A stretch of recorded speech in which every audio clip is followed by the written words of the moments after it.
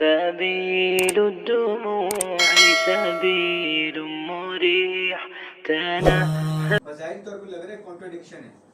तो क्या ये मसाइल भी बुनियाद बनेंगे एतजाल के, या ये मसाइल नहीं बनेंगे? सिर्फ अकायद जो हैं जिसमें सिर्फ अल्लाह की ज़ात के साथ शिर्क किया जा रहा होगा वो एतजाल की बुनियाद बनेंगे?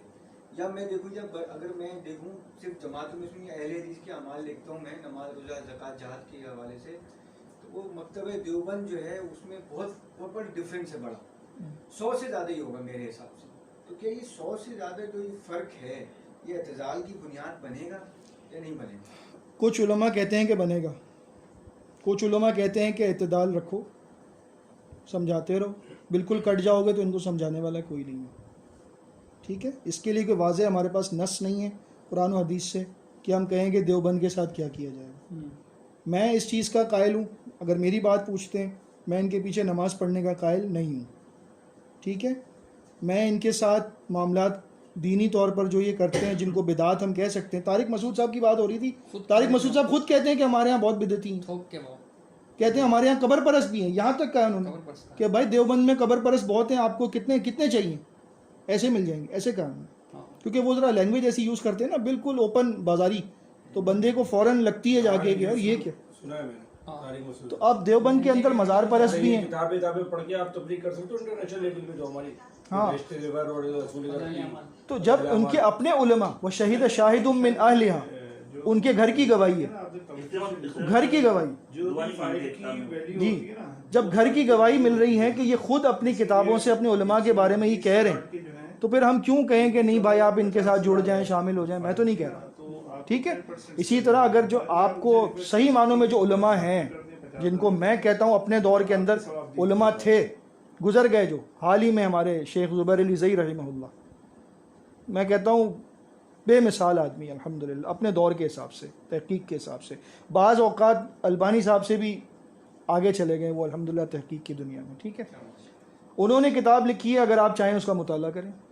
वो बहुत सख्त मौक़िफ़ रखते हैं देवबंद के लिए, और बाज़ औक़ात हमें संभालना मुश्किल हो जाता है उनकी बातों का दिफा करना, लेकिन बात यह है कि वो अपनी बात में मजबूत थे। उन्होंने ये बात वाज़े तौर पे लिखी है कि मैं देवबंद के पीछे नमाज का कायल नहीं हूँ, और इसके मैं दलाइल दे रहा हूँ। ठीक है, उसके दलाइल उन्होंने दिए हैं, आपकी समझ में आते हैं आप पढ़ें, नहीं समझ में आते आप इख्तिलाफ कर सकते हैं। इस मनहज की खासियत ये है, मनहज से मुराद ये तरीक़ा जो है कुरान और सुन्नत को समझना सहाबा से और मुहद्दिसीन से, इसकी सबसे बड़ी खासियत ये कि आप किसी भी आलिम के पैरोकार नहीं होते। आप किसी मसले में ज़ुबैर अली ज़ई साहब की बात को रद्द कर सकते हैं, आपके दीन पर कोई आँच नहीं आएगी। आप अलबानी साहब की बात को रद्द कर सकते हैं, आपको कोई नहीं कहेगा गैर मुस्लिम हो गए। आप अब्दुल्ला नासिर रहमानी साहब को कह सकते हैं शेख में आपकी इस बात से इत्तेफाक नहीं करता, वो आपसे कुछ नहीं कहेंगे कि आइंदा मेरी मस्जिद में ना आना। लेकिन अगर आप यही बात मसूद साहब के बारे में कह दें, इश्तियाक साहब के बारे में कह दें, तो आप पे फतवा लग जाएगा। तो मसला ही वही है कि हम यहाँ पर उलमा की पैरवी नहीं कर रहे, हम उनकी जिस बात को सही मानते हैं, समझते हैं, उस पर अमल करते हैं, नहीं मानते छोड़ देते हैं। किसी के पीछे नमाज नहीं पढ़ रहे तो क्या काफी समझ रहे हैं? बिल्कुल भी नहीं। ये बहुत अच्छी बात आपने पूछी है। किसी के पीछे नमाज ना पढ़ने का मतलब ये हरगिज़ नहीं है कि वो गैर मुस्लिम हो गया। मिसाल के तौर पर मुआज़ इब्न जबल रज़ी अल्लाह ताला निशा की नमाज़ पढ़ाते थे, आदत थी उनकी, मस्जिद नबवी में नमाज़ पढ़ के आते थे और रात में अपनी बस्ती में आकर फिर पढ़ाते थे। इनकी नफिल, पीछे वालों की फ़र्ज़, सही बुखारी की मशहूर तरीन हदीस है। एक आया थका हारा किसान, दिन भर की मेहनत की हुई, उसने ऊँट अपना बांधा, पीछे आके खड़ा हो गया। मुआज़ इब्न जबल तो नफिल समझ के पढ़ रहे थे, तो वो तो अपने एक सहाबी, उनका तकवा, उनकी बात है कुछ, इशा में सूरह बकरा पढ़े हैं, पढ़े जा रहे हैं, पढ़े जा रहे हैं, पढ़े जा रहे हैं, पढ़े जा रहे हैं। वो क्या है भाई, ये क्या शुरू हो गया कब ख़त्म होगा? बोले भाई उसने इधर छोड़ी नमाज, कोने में अपनी पढ़ी, अपना ऊँट लिया, वो चलता बना। लोगों ने कहा मुआज़ आपने देखा वो पीछे आपके नमाज नहीं पढ़ रहा, चला गया। उन्होंने कह दिया वो मुनाफिक है। निकल गई मुँह से एक बात निकल गई कि यार ये मुनाफिक ही हो सकता है जो जमात से नमाज ना पढ़े। इसमें हमारे लिए सबक है। देखिए पहले अपने आप को सही करें। जो जमात से नमाज नहीं पढ़ रहा, सहाबी बेबाकी के साथ कह रहे हैं कि ये मुनाफिक होगा, ये हमारे साथ नमाज क्यों नहीं पढ़ रहा था? ठीक है, करेक्शन की गई बाद में, वो एक अलग टॉपिक है। नबी अलैहिस्सलातु वस्सलाम को उस बंदे ने जाके शिकायत कर दी, या किसी और ने कर दी कि मुआज़ ने मुनाफिक कहा है। अब नबी अलैहिस्सलातु वस्सलाम ने मुआज़ को बुलवा लिया और मुआज़ रज़ी अल्लाह ताला अन्हु आ रहे हैं, नबी अलैहिस्सलातु वस्सलाम के चेहरे का रंग बदलता जा रहा है। मुआज़ कौन है? मुआज़ इब्न जबल है। क्या बात है उनकी। और आखिरी मुलाकात जब हुई है नबी अलैहिस्सलातु वस्सलाम से, तो अल्फाज जो है ना, मैं कहता हूँ ऐसे अलविदा भाई, जिगर वालों को ही हिम्मत होगी इसको बर्दाश्त करने की कि नबी अलैहिस्सलाम ने फरमाया मुआज़ हो सकता है अगले साल तुम यमन से आओ तो मैं तुम्हें ना मिलूँ, मेरी कब्र ही मिलेगी, मेरी मस्जिद तो मिलेगी लेकिन मैं शायद ना मिल सकूँ। बड़ी हिम्मत है, उन्होंने इन अल्फाज को बर्दाश्त किया जो उन्होंने कैसे वक्त गुजारा मैं नहीं समझ नहीं सकता मैं। अल्लाहुम्मा सल्ली अला मुहम्मद। बहरहाल तो वो मुआज़ थे, नबी अलैहिस्सलातु वस्सलाम देख रहे हैं उनको आते हुए, चेहरे का रंग बदलता जा रहा है और जैसे अनार का रस निचोड़ दिया किसी ने, इतने सुर्ख। मुआज़ इब्न जबल से कह रहे हैं कि मुआज़ अफ़त्तानुन अंता, अफ़त्तानुन अंता, तू लोगों को फितने में डालेगा, तू लोगों को आजमाइश में डालेगा।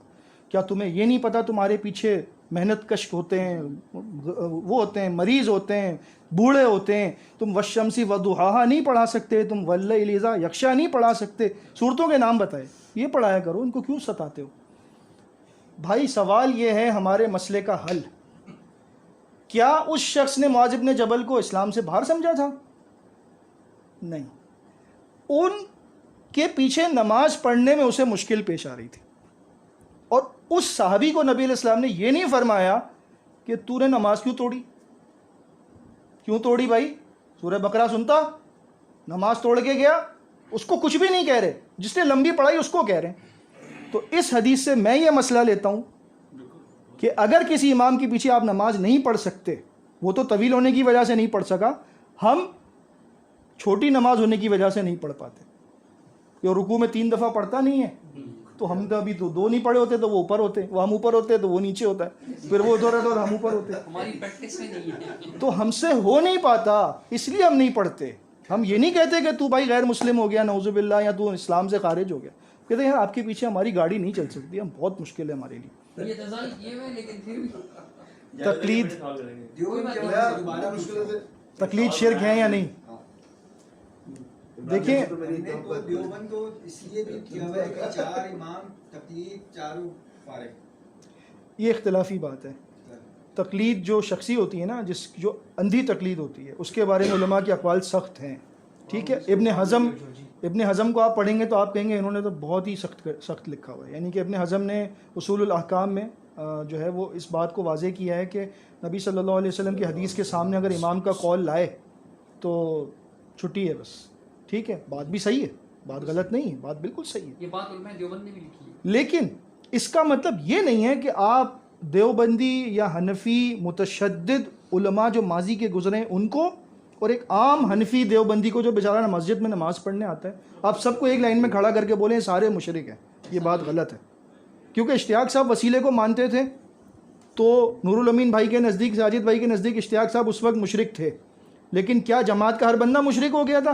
नहीं, क्योंकि जमात में ऐसे लोग भी थे जैसे इमरान भाई बैठे हुए, वो जाकर कह रहे हैं अमीर साहब क्या हो गया आपको, तो क्या इनको वही समझा जाए? नहीं। इसी तरह हनफी उलमा जो ऐसा करते हैं उनको आप माने, गलत है, लेकिन आप आम हनफी देवबंदी का क्या कसूर, उसको बेचारे को कुछ भी नहीं पता, आप उसके साथ भी वही सलूक करते हैं जो उन उलमा के साथ करते हैं, ये बात गलत है। तो हनफियत जो है ना, ये उलमा ने ख़राब किए हैं मामलात, अवाम को कुछ नहीं पता बेचारों को। अवाम कहते हैं यार ये मैं अल्लाह रसूल की बता रहा होगा, उनको क्या पता कि इनकी किताबों में क्या लिखा हुआ है। और अब जो जमात में तीसरी जनरेशन है उनको भी कुछ नहीं पता, नहीं पता। जमात